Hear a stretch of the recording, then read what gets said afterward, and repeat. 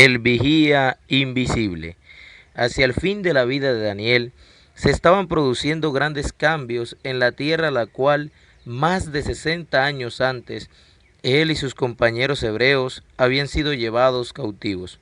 Nabucodonosor, el terrible de las naciones, había muerto, y Babilonia, antes alabada por toda la tierra, había pasado a ser gobernada por sus sucesores imprudentes, y el resultado era una disolución gradual pero segura. Debido a la insensatez y debilidad de Belsasar, nieto de Nabucodonosor, la orgullosa Babilonia iba a caer pronto.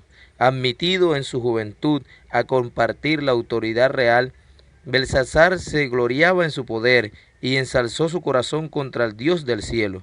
Muchas habían sido sus oportunidades para conocer la voluntad divina y para comprender que era su responsabilidad prestarle obediencia. Sabía que, por decreto divino, su abuelo había sido desterrado de la sociedad de los hombres, y sabía también de su conversión y curación milagrosa. Pero Belsasar dejó que el amor por los placeres y la glorificación propia borrasen las lecciones que nunca debiera haber olvidado. Malgastó las oportunidades que se le habían concedido misericordiosamente y no aprovechó los medios que tenía a su alcance para conocer mejor la verdad. Lo que Nabucodonosor había adquirido finalmente a un costo de indecibles sufrimientos y humillaciones, Belsasar lo pasaba por alto con indiferencia. No tardaron en ocurrir reveses. Babilonia fue sitiada por Ciro, sobrino de Darío el Medo, y general de los ejércitos combinados de los medos y persas, pero dentro de la fortaleza, al parecer inexpugnable, con sus macizas murallas y sus puertas de bronce, protegida por el río Éufrates y abastecida con abundantes provisiones, el voluptuoso monarca se sentía seguro y dedicaba su tiempo a la jarana y las orgías. En su orgullo y arrogancia, con temerario sentimiento de seguridad, Belsasar hizo un gran banquete a 1000 de sus príncipes, y en presencia de los 1000 bebía vino. Todos los atractivos ofrecidos por la riqueza y el poder aumentaban el esplendor de la cena. Entre los huéspedes que asistían al banquete real había hermosas mujeres que desplegaban sus encantos. Había hombres de genio y educación. Los príncipes y los estadistas bebían vino como agua, y bajo su influencia enloquecedora se entregaban a la orgía. Habiendo quedado la razón destronada por la embriaguez desvergonzada, y habiendo cobrado ascendiente los impulsos y las pasiones inferiores, el rey mismo dirigía la ruidosa orgía. En el transcurso del festín ordenó que trajesen los vasos de oro y de plata de Nabucodonosor. Había traído del templo de Jerusalén, para que bebiesen en ellos el rey y sus grandes, sus mujeres y sus concubinas. El rey quería probar que nada era demasiado sagrado como para que tocaran sus manos. Entonces fueron traídos los vasos de oro, y bebieron en ellos el rey y sus príncipes, sus mujeres y sus concubinas. Bebieron vino y alabaron a los dioses de oro y de plata, de bronce, de hierro, de madera y de piedra. Poco se imaginaba Belsasar que un testigo celestial presenciaba su desenfreno idólatra, que un vigía divino no reconocido miraba la escena de profanación y oía la alegría sacrílega. Pero pronto el huésped no invitado hizo sentir su presencia. Al llegar el desenfreno a su apogeo, apareció una mano pálida que trazó en las paredes del palacio caracteres que resplandecían como fuego. Palabras que, aunque desconocidas para la vasta muchedumbre, eran un presagio de condenación para el rey y sus huéspedes, ahora atormentados por su conciencia. Acallada quedó la ruidosa alegría, mientras hombres y mujeres, dominados por un terror sin nombre, miraban cómo la mano trazaba lentamente los caracteres misteriosos. Como en visión panorámica, desfilaron ante sus ojos los actos de su vida impía. Les pareció estar emplazados ante el tribunal del Dios eterno, cuyo poder acababan de desafiar. Donde tan solo unos momentos antes habían prevalecido la hilaridad y los chistes blasfemos, se veían rostros pálidos y se oían gritos de miedo. Cuando Dios infunde miedo en los hombres, no pueden ocultar la intensidad de su terror. Belsasar era el más aterrorizado de todos. Él era quien llevaba la mayor responsabilidad por la rebelión contra Dios que había llegado esa noche a su apogeo en el reino babilónico, en presencia del vigía invisible, representante de aquel cuyo poder había sido desafiado y cuyo nombre había sido blasfemado. El rey se quedó paralizado de miedo. Su conciencia se despertó. Se debilitaron sus lomos y sus rodillas daban la una con la otra. Belsasar se había levantado impíamente contra el Dios del cielo y había confiado en su poder, en su propio poder, sin suponer siquiera que alguno pudiera atreverse a decirle: ¿por qué obras así? Ahora comprendía que le tocaba dar cuenta de la mayordomía que le había sido confiada y que no podía ofrecer excusa alguna por haber desperdiciado sus oportunidades ni por su actitud desafiante. En vano trató el rey de leer las letras ardientes. Encerraban un secreto que él no podía sondear, un poder que le era imposible comprender o contradecir. Desesperado, se volvió hacia los sabios de su reino en busca de su ayuda. Su grito frenético repercutió en la asamblea. Cuando invitó a los astrólogos, caldeos y adivinos a que leyesen la escritura, prometió: cualquiera que lea esta escritura y me muestre su interpretación será vestido de púrpura y un collar de oro llevará en su cuello y será el tercer señor en el reino. Pero de nada valió la súplica que dirigió a sus consejeros de confianza, ni su ofrecimiento de ricas recompensas. La sabiduría celestial no puede comprarse ni venderse. Todos los sabios del rey no pudieron leer la escritura ni mostrar al rey su interpretación. Les era tan imposible leer los caracteres misteriosos como lo había sido para los sabios de una generación anterior interpretar los sueños de Nabucodonosor. Entonces la reina madre recordó a Daniel, quien, más de medio siglo antes, había dado a conocer al rey Nabucodonosor el sueño de la gran imagen y su interpretación. Dijo ella: Rey, vive para siempre, no te burlen tus pensamientos, ni palidezca tu rostro.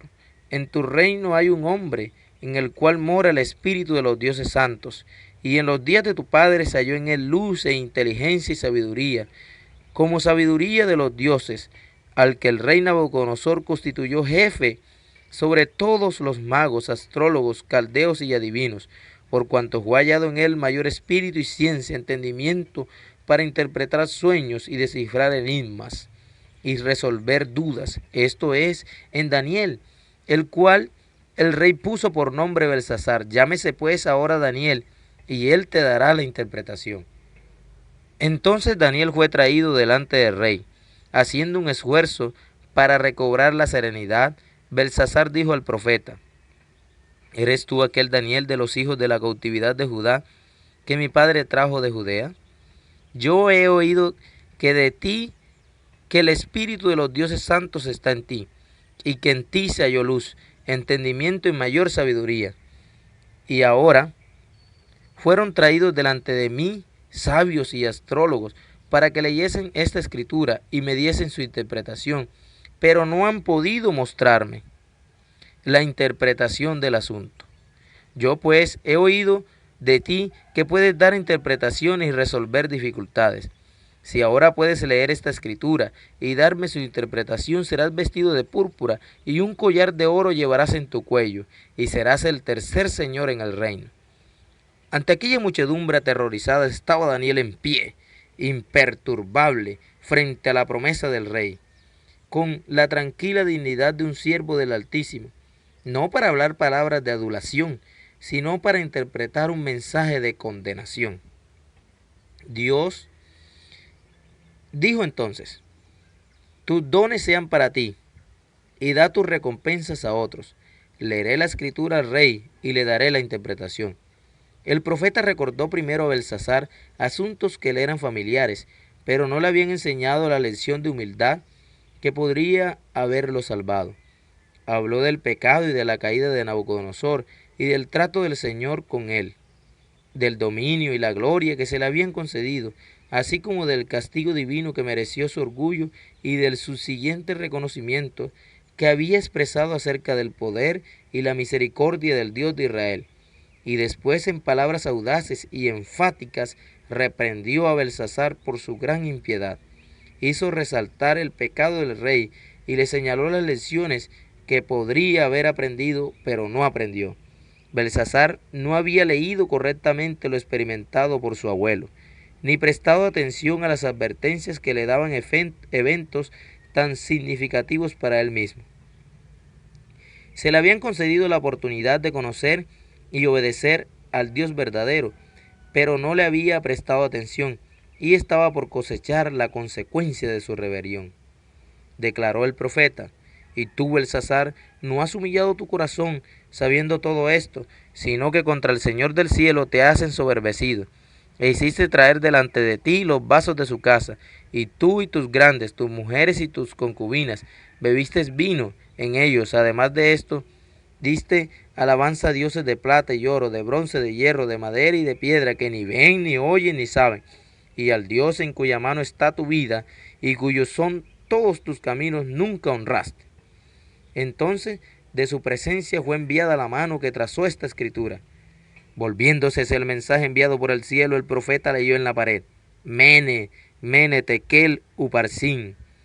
La mano que había trazado los caracteres ya no era visible, pero aquellas 4 palabras seguían resplandeciendo con terrible claridad, y ahora la gente escuchó con el aliento en suspenso mientras el anciano profeta explicaba. Esta es la interpretación del asunto. Mene, contó Dios tu reino y le ha puesto fin. Tekel, pesado ha sido en balanza y fuiste hallado falto. Peres, tu reino ha sido roto y dado a los medos y a los persas. Aquella última noche de la loca insensatez, Belsasar y sus señores habían colmado la medida de su culpabilidad y de la que incumbía al reino caldeo. Ya no podía la mano refrenadora de Dios desviar el mal que los amenazaba. Mediante múltiples providencias, Dios había procurado enseñarles a reverenciar su ley. Había declarado acerca de aquellos cuyo juicio llegaba ahora hasta el cielo: curamos a Babilonia y no ha sanado. A causa de la extraña perversidad del corazón humano, al fin de cuentas Dios encontraba necesario dictar la sentencia irrevocable. Belsasar iba a caer y su reino iba a ser traspasado a otras manos. Cuando el profeta dejó de hablar, el rey ordenó que se lo recompensase con los honores prometidos, y en consecuencia mandó Belsasar vestir a Daniel de púrpura y poner en su cuello un collar de oro y proclamar que él era el tercer señor del reino. Más de un siglo antes, la inspiración había predicho que la noche de placer, durante la cual el rey y sus consejeros rivalizarían unos con otros para blasfemar contra Dios, se vería de repente trocada en ocasión de miedo y destrucción. Y ahora, en rápida sucesión, se produjo unos tras otros acontecimientos portentosos que correspondían exactamente a lo descrito en las Sagradas Escrituras antes que hubiesen nacido los protagonistas del drama. Mientras estaba todavía en el salón de fiestas, rodeado por aquellos cuya suerte estaba sellada, el rey recibió de un mensajero la información de que su ciudad era tomada por el enemigo contra cuyos planes se había sentido tan seguro. Los vados fueron tomados y se consternaron los hombres de guerras, aun mientras él y sus nobles bebían de los vasos sagrados de Jehová y alababan a sus dioses de plata y de oro. Los medos y los persas habían desviado el curso del Éufrates, penetraban en el corazón de la ciudad desprevenida. El ejército de Ciro estaba ya al pie de las murallas del palacio. La ciudad se había llenado de soldados enemigos, como de langostias, y sus gritos de triunfo podrían oírse sobre los clamores desesperados de los asombrados disolutos. La misma noche fue muerto Belsasar, rey de los caldeos, y un monarca extranjero se sentó en el trono. Los profetas hebreos habían hablado claramente de la manera en que iba a caer Babilonia. Al revelarles el Señor en visión los acontecimientos futuros, habían exclamado: cómo fue apresada Babilonia y fue tomada la que era alabada por toda la tierra, cómo vino a ser Babilonia objeto de espanto entre las naciones, cómo fue cortado y quebrado el martillo de toda la tierra, cómo se convirtió Babilonia en desolación entre las naciones. Al grito de la toma de Babilonia, la tierra tembló, y el clamor se oyó entre las naciones.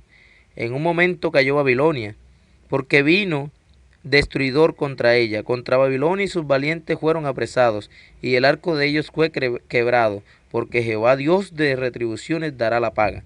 Y embriagaré a sus príncipes, y a sus sabios, y a sus capitanes, y a sus nobles, y a sus fuertes, y dormirán sueño eterno, y no despertarán, dice el Rey, cuyo nombre es Jehová de los ejércitos. Te puse lazos, y fuiste tomada, oh Babilonia, y tú no lo supiste, fuiste hallada y aún presa, porque provocaste a Jehová. Abrió Jehová su tesoro, y sacó los instrumentos de su furor. Porque esta es la obra de Jehová, Dios de los ejércitos, en la tierra de los caldeos. Así ha dicho Jehová de los ejércitos. Oprimidos fueron los hijos de Israel, y los hijos de Judá juntamente, y todos los que los tomaron cautivos los retuvieron, no los quisieron soltar. El Redentor de ellos es fuerte, Jehová de los ejércitos es su nombre. De cierto ahogará la causa de ellos, para hacer reposar la tierra, y turbar a los moradores de Babilonia. Así el muro ancho de Babilonia quedó derribado enteramente, y sus altas puertas fueron quemadas a fuego. Así hizo cesar Jehová de los ejércitos la arrogancia de los soberbios, y abatió la altivez de los fuertes. Así Babilonia, hermosura de reinos y ornamento de la grandeza de los caldeos, llegó a ser como Sodoma y Gomorra, lugar maldito para siempre. La inspiración había declarado: nunca más será habitada, ni se morará en ella de generación en generación, ni levantará allí tienda el árabe, ni pastores tendrán allí majada, sino que dormirán allí las fieras del desierto, y sus casas se llenarán de hurones. Allí habitarán avestruces, y allí saltarán las cabras salvajes. Y en sus palacios aullarán hienas, y chacales en sus casas de deleite. Y la convertiré en posesión de erizos, y en lagunas de agua. Y la barreré con escobas de destrucción, dice Jehová de los ejércitos. Al último gobernante de Babilonia llegó la sentencia del vigía divino, como le había llegado en tipo al primero. A ti se te dice: el reino ha sido quitado de ti. Desciende y siéntate en el polvo, virgen hija de Babilonia. Siéntate en la tierra sin trono, siéntate, calla, y entra en tinieblas, hijo de los caldeos, porque nunca más te llamarán señora de reinos. Me enojé contra mi pueblo, profané mi heredad y los entregué en tu mano. No les tuviste compasión, dijiste: para siempre seré señora, y no has pensado en esto, ni te acordaste de tu postrimería. Oye pues ahora esto, mujer voluptuosa, tú que estás sentada confiadamente, tú que dices en su corazón: yo soy, y fuera de mí no hay más. No quedaré viuda, ni conoceré orfandad. Estas dos cosas te vendrán de repente en un mismo día, orfandad y viudez. En toda su fuerza vendrán sobre ti, a pesar de la multitud de tus hechizos y de tus muchos encantamientos, porque te confiaste en tu maldad diciendo: nadie me ve. Tu sabiduría y tu misma ciencia te engañaron, y dijiste en tu corazón: yo y nadie más. Vendrá pues sobre ti mal, cuyo nacimiento no sabrás. Caerá sobre ti quebrantamiento, el cual no podrás remediar. Y destrucción que no sepas vendrá de repente sobre ti. Estate ahora en tus encantamientos y en la multitud de tus hechizos, en los cuales te fatigaste desde tu juventud. Quizá podrás mejorarte, quizá te fortalecerás. Te has fatigado en tus muchos consejos.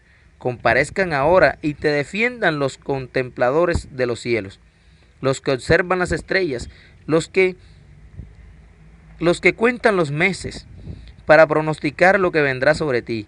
He aquí que serán como tamo, no salvarán sus vidas del poder de la llama, no habrá quien te salve. A cada nación que subió al escenario de acción se le permitió ocupar su lugar en la tierra, para que pudiese determinarse si iba a cumplir los propósitos del vigilante y santo. La profecía describió el nacimiento y progreso de los grandes imperios mundiales, Babilonia, Medo-Persia, Grecia y Roma. Con cada uno de ellos, como las naciones de menor potencia, la historia se repitió. Cada uno tuvo su plazo de prueba, cada uno fracasó, su gloria se desvaneció y su poder desapareció. Aunque las naciones rechazaron los principios divinos y con ello labraron su propia ruina, un propósito divino predominante ha estado obrando manifiestamente a través de los siglos. Fue esto lo que vio el profeta Ezequiel en la maravillosa representación que se le dio durante su destierro en la tierra de los caldeos, cuando se desplegaron ante su mirada atónita los símbolos que revelaban un poder señoreador que rige los asuntos de los gobernantes terrenales. A orillas del río Quebar, Ezequiel contempló un torbellino que venía del norte, una gran nube con un fuego envolvente, y alrededor de él un esplendor, y en medio del fuego algo que parecía como bronce refulgente. Cierto número de ruedas, entrelazadas unas con las otras, era movido por 4 seres vivientes. Muy alto por encima de esto se veía un trono que parecía de piedra de zafiro, y sobre el trono había una semejanza que parecía de un hombre sentado sobre él. Y apareció en los querubines la figura de una mano de un hombre debajo de sus alas. Las ruedas eran tan complicadas en su ordenamiento que a primera vista parecían confusas y sin embargo se movían en armonía perfecta. Seres celestiales sostenidos y guiados por la mano que había debajo de las alas de los querubines impelían aquellas ruedas. Sobre ellos, en el trono de zafiro, estaba el Eterno, y en derredor del trono había un arco iris, emblema de la misericordia divina. Amén. Así como las complicaciones semejantes a ruedas eran dirigidas por la mano que había debajo de las alas de los querubines, así el complicado juego de los acontecimientos humanos se halla bajo el control divino. En medio de las disensiones y el tumulto de las naciones, el que está sentado más arriba que los querubines sigue guiando los asuntos de esta tierra. La historia de las naciones nos habla a nosotros hoy. Dios asignó a cada nación e individuo un lugar en su gran plan. Hoy los hombres y las naciones son probados por la plomada que está en la mano de aquel que no comete error. Por su propia elección cada uno decide su destino, y Dios lo rige todo para cumplir sus propósitos. Al unir un eslabón con otro en la cadena de los acontecimientos, desde la eternidad pasada hasta la eternidad futura, las profecías que el gran Yo Soy dio en su palabra nos dicen dónde estamos hoy en la procesión de los siglos y lo que puede esperarse en el tiempo futuro.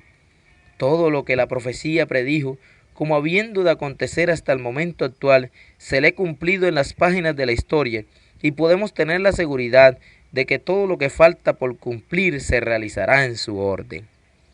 Hoy las señales de los tiempos declaran que estamos en el umbral de los acontecimientos grandes y solemnes. En nuestro mundo todo está en agitación. Ante nuestros ojos se cumple la profecía por la cual el Salvador anunció los acontecimientos que habrían de preceder su venida. Y oiréis de guerras y rumores de guerras. Se levantará nación contra nación y reino contra reino, y habrá pestes y hambres y terremotos en diferentes lugares.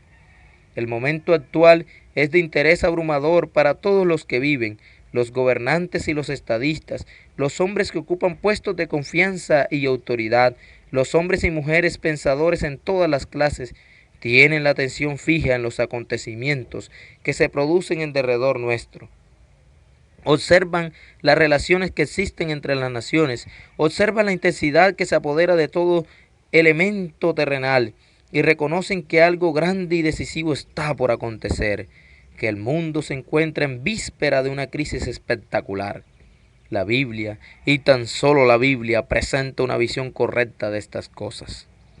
En ella se revelan las grandes escenas finales de la historia de nuestro mundo, acontecimientos que ya se anuncian y cuya aproximación hace temblar la tierra y desfallecer de temor el corazón de los hombres.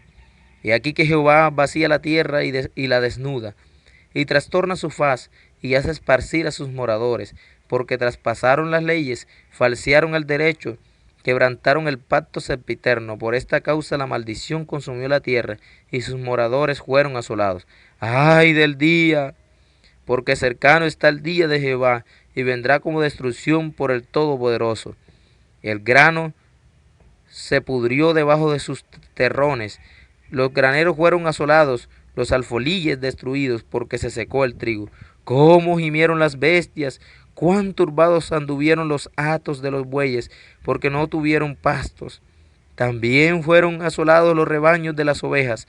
La vida está seca y pereció la higuera, el granado también, la palmera y el manzano. Todos los árboles del campo se secaron, por lo cual se extinguió el gozo de los hijos de los hombres. Me duelen las fibras de mi corazón, no callaré, porque sonido de trompeta has oído. Oh alma mía, pregón de guerra, quebrantamiento sobre quebrantamiento es anunciado, porque toda la tierra es destruida. Ah, cuán grande es aquel día, tanto que no hay otro semejante a él, tiempo de angustia para Jacob, pero de ella será librado. Porque tú has puesto a Jehová, que es mi esperanza, al Altísimo por tu habitación. No te sobrevendrá mal, ni plaga tocará tu morada. Hija de Sión, te redimirá Jehová de la mano de tus enemigos. Pero ahora se han juntado muchas naciones contra ti, dicen, sea profanada, y vean nuestros ojos su deseo en Sión. Mas ellos no reconocieron los pensamientos de Jehová, ni entendieron su consejo. Dios no desamparará a su iglesia en la hora de su mayor peligro. Prometió librarla y declaró, yo hago volver los cautivos de las tiendas de Jacob, y de las tiendas redimiré misericordia. Entonces se habrá cumplido el propósito de Dios, los principios de su reino serán honrados por todos los que habiten debajo del sol. A él sea la gloria y el imperio por los siglos de los siglos. Al Dios Jehová. Amén.